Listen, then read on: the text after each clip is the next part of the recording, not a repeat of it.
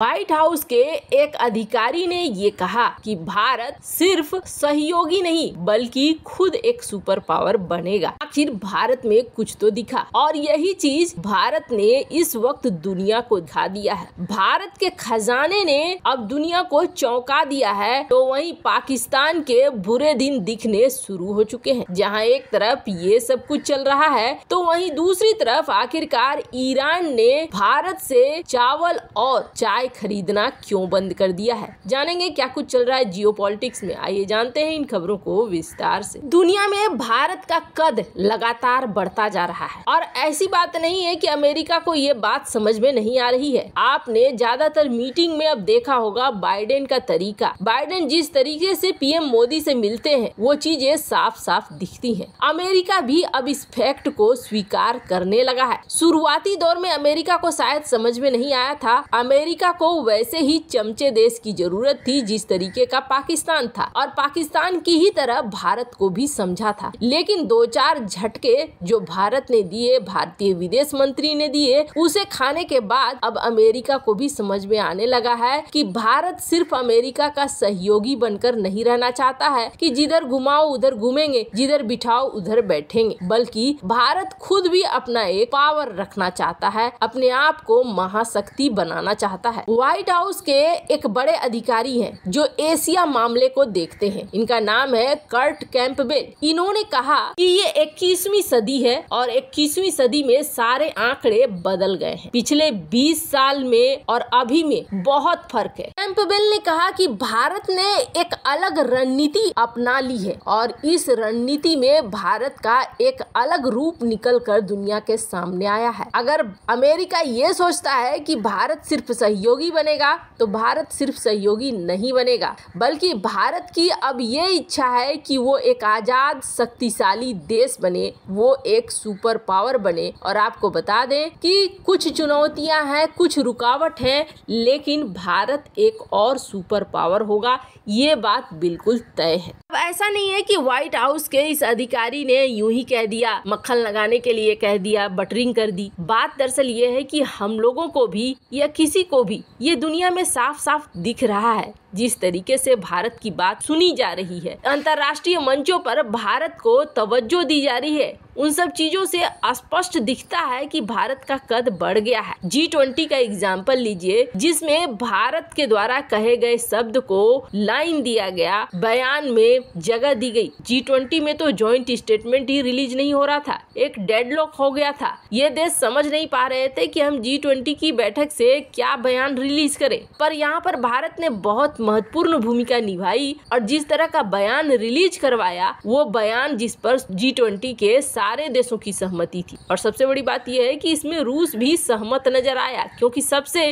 खतरनाक पॉइंट तो यही बना हुआ था कि रूस के बारे में क्या कहना है और क्या नहीं कहना है। तो भारत का कद बढ़ता हुआ तो दिख ही रहा है। अब बात करें भारत के खजाने की। एक ऐसे समय में जब दुनिया आर्थिक मंदी में जा रही है, इस तरीके से आर्थिक मंदी में और दुनिया के खजाने धड़ाधड़ गिरते जा रहे हैं। जैसे कि बात करें अपने पड़ोसी पाकिस्तान का, लगातार फ्री फॉल में चल रहा है पाकिस्तान का मुद्रा कोष, और इस वक्त पाकिस्तान का फॉरेन रिजर्व बचा हुआ है $6.72 बिलियन का, और कहा जा रहा है कि ये भी ज्यादा दिनों तक चलने वाला नहीं है। $784 मिलियन इस हफ्ता में गिर चुका है पाकिस्तान का, और ये लगातार गिरता ही जा रहा है। कुछ ही समय में अगर पाकिस्तान का फॉरेन रिजर्व खाली हो जाए तो कोई बहुत बड़ी बात नहीं होगी। और इस वक्त जो फ्री फॉल है, उस फ्री फॉल में IMF ने भी तड़का लगा दिया है कि IMF खुश नहीं है जिस तरीके से IMF के शर्तों का पालन नहीं किया गया है।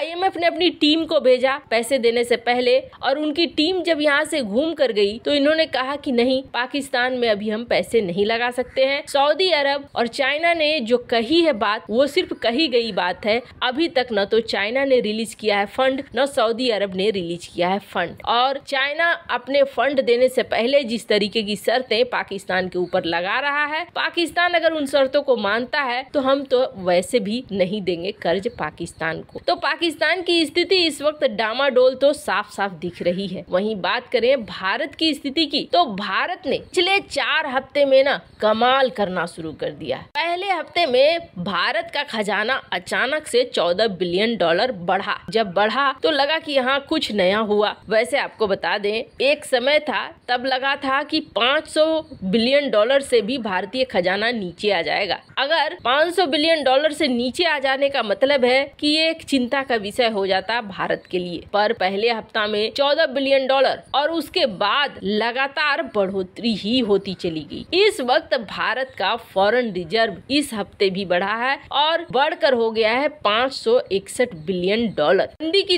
इस दौर में जिस तरीके से भारतीय खजाना अपने आप को मेंटेन कर रहा है, ये बहुत बड़ी बात है। विदेशी मुद्रा भंडार का भरा रहना बहुत जरूरी है। इसलिए जरूरी है कि जिस तरीके के हालात हैं, कभी पाकिस्तान से जंग होने के डर है तो कभी चाइना से जंग होने के डर है। ऐसे में विदेशी मुद्रा भंडार बहुत ज्यादा काम आएंगे। और दूसरी बड़ी बात ये है, किसी देश का विदेशी मुद्रा भंडार जितना स्थिर होता है, स्टेबल होता है, उस देश में उतना ही ज्यादा फॉरेन निवेश आता है। और फॉरेन निवेश को ये दिखता है कि यहाँ की इकोनॉमी और यहाँ का मुद्रा भंडार वगैरह सब स्टेबल है, यहाँ हम पैसे लगा सकते हैं। खैर, जहाँ एक तरफ ये सब कुछ हो रहा है तो वहीं दूसरी तरफ भारत को एक झटका भी मिल रहा है, और वो झटका दे दिया है भारत को ईरान ने। दरअसल ईरान ने ना पिछले एक सप्ताह से भारत से न तो बासमती चावल का ऑर्डर दिया है और न ही चाय का ऑर्डर दिया है, और यहीं पर प्रॉब्लम खड़ी हो गई है। जहाँ तक बात है बासमती चावल और चाय का, तो ये बड़ी मात्रा में भारत ईरान को बेचता है, ये बात तो सच है। लेकिन बासमती चावल के लिए और भी ऑप्शन खुले हुए हैं। ईरान अगर नहीं लेता है तो भारत इसे